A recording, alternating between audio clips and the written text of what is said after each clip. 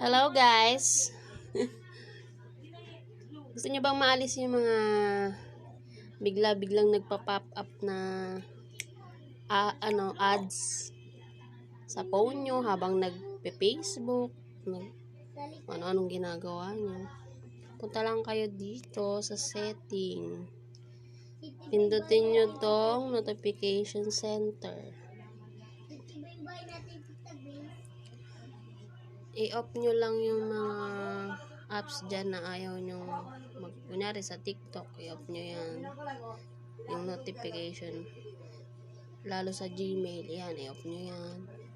Sa Play Store, i-off nyo yan, Play Store, kasi dyan yung may ads na nagpa-pop up yan, off nyo lang yan guys. Yun lang, sana nakatulong.